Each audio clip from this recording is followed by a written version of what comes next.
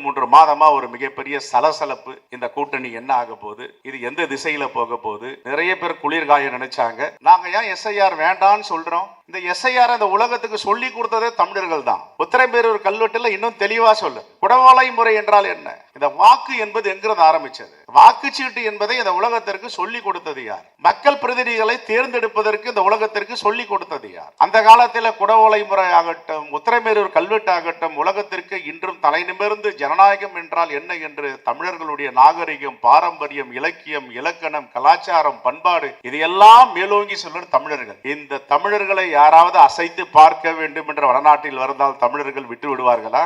எவ்வளவு போராட்டங்கள், எவ்வளவு சேதாரங்கள். ஆதி காலத்தில் எப்படி படையெடுப்பு செய்தார்களோ, தோல்வி அடைந்தார்களோ, இன்னும் படையெடுப்பு நடத்தி கொண்டேதான் இருக்கிறார்கள். அது எந்த ரூபத்தில் வருகிறது? இடி ரூபத்தில் வருகிறதா, சிபிஐ ரூபத்தில் வருகிறதா, ஐடி ரூபத்தில் வருகிறதா, இன்னும் கொஞ்சம் இப்பொழுது சேர்த்து கொண்டு தேர்தல் ஆணையத்தோடும் வருகிறார்கள். எதை வந்தாலும் தமிழர்கள் எதிர்கொள்வார்கள், வெற்றி பெறுவார்கள் என்பதை அவர்கள் புரிந்து கொள்ள வேண்டும். இந்த நிகழ்ச்சியில கலந்து கொண்டு சிறப்பித்துக் கொண்டிருக்கின்ற பாசமிகு சகோதரர்கள் அனைவருக்கும் என்னுடைய மனமார்ந்த மாலை வணக்கத்தை தெரிவித்துக் கொள்கிறேன். செந்தில்வேல் என்றாலே தொலைக்காட்சி வாதங்கள் ஆகட்டும், சமூக பார்வையாட்டும் ஒரு அக்னி பிரவேசம்தான். நெருப்பாக பாய்வார். தமிழ் மக்களுக்கு ஏதாவது பிரச்சனை என்றாலும் சரி, குறிப்பாக இந்த இந்தியா கூட்டணியை பற்றி யாராவது பேசினால் சிலிர்த்து எழுபவர் முதன்மையாளராக செந்தில்வேல் இருப்பார். அவருடைய மண் பற்று தெரியும், தேசப்பற்று தெரியும், நட்பு பற்று தெரியும். அவர் எதற்காக இவ்வளவு சிலிர்த்து எழுதுகிறார் என்று பார்த்தால் அதில் நியாயமும் உண்மையும் அடங்கி இருக்கும்.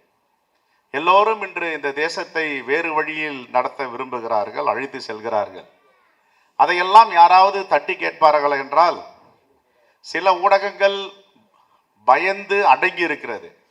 சில ஊடகங்கள் ஏதோ விளம்பரம் கொடுக்கிறார்கள், அவர்களை பகைத்து கொள்ள வேண்டாம் என்று நினைக்கின்றன. ஆனால் இதற்கெல்லாம் அப்பாற்பட்டு ஒரு நபர் தினம் தினம் மக்கள் பிரச்சனையை தைரியமாக பேசுகிறார் என்றால் இந்த புத்தகத்தின் ஆசிரியர் என் அன்பு சகோதரர் செந்தில்வேல் என்பதில் மாற்று கருத்து இருக்க முடியாது. இந்த மேடையில் இந்த தேசத்தை, தமிழகத்தை வழிநடத்தி செல்லும் ஆளுமையெல்லாம் இங்கு அமர்ந்திருக்கிறீர்கள். இதில் மகிழ்ச்சியான செய்தி என்னவென்றால், இந்த புத்தகத்தை படிப்பதற்கு கூட எனக்கு வாய்ப்பில்லை. இன்று காலையில் தான் புது டெல்லியில இருந்து வந்தேன். 3 நாட்களாக டெல்லியில் இருந்தோம். ஆனால் புத்தகம் என்றால் என்ன? புத்தகத்திற்கு பல வரலாறுகள் இருக்கின்றன. இந்த புத்தகம் தான் ஒரு மாமனிதன்களையும் உருவாக்கி இருக்கிறது. அறிவை தேடி தேடி தேடி படித்த மாமனிதர்கள் தான் இந்த உலகத்திற்கு கொடையாக பல திட்டங்களை கொடுத்திருக்கிறார்கள், பல நற்பண்புகளை விதைத்திருக்கிறார்கள். அந்த காலத்திலிருந்து மாதா, பிதா, குரு, தெய்வம் என்று சொல்வதற்கு பல காரணங்கள் இருக்கின்றன. ஆனால் இந்த எழுத்தறிவு இல்லாமல், படிப்பறிவு இல்லாமல் எந்த மனிதனும் இந்த தேசத்தில் தலை நிமிர்ந்து நிற்க முடியாது என்றதுக்கு பல முன்னுதாரணங்கள். படிப்பு படிப்பு படிப்பு. டாக்டர் மன்மோகன் சிங் அவர்களுக்கு இருதய அறுவை சிகிச்சை நடந்தது. அப்பொழுது யாரை வைத்து ஓப்பனார் சர்ஜரி செய்ய வேண்டும் என்று எல்லோரும் ஆலோசிக்கும் பொழுது ஒரு அசாம் மாநிலத்தை சார்ந்த ஒரு கார்டியாலஜிஸ்ட், அமெரிக்காவில் புகழ்பெற்ற டாக்டர், அவரை அழைத்து வந்து இவர்தான் மெத்த படித்தவர், இந்த இருதய அறுவை சிகிச்சை நிபுணர்களிலேயே தலை சிறந்தவர் என்று அவர் அழைத்து வந்தார்களாம். ஆபரேஷன்லாம் முடிந்து விட்டது, அவர் நலமடைந்து விட்டார். நீ என்ன படித்திருக்கிறாய் என்று கேட்கும் பொழுது, நான் எம்பிபிஎஸ், சர்ஜன் எல்லாம் படித்திருக்கிறேன். எப்படி படித்தா, எந்த ஊரில் இருக்கிறான்னு, என்னுடைய அப்பா செருப்பு தைப்பவர், அவர் செருப்பு தைத்து கொண்டே இருப்பார் பிளாட்பாரத்தில், நான் அமர்கள் ஒரு புத்தகம் படித்து கொண்டே இருப்பேன். என்னுடைய ஹாபியே புத்தகம் படிக்கிறது தான், வேற ஒன்றுமே தெரியாது எனக்கு. விளையாட்டு தெரியாது, உடற்பயிற்சி தெரியாது, எதுவுமே தெரியாது. எங்கள் வாழ்க்கையே அந்த பிளாட்ஃபார்மில் தான் இருந்தது.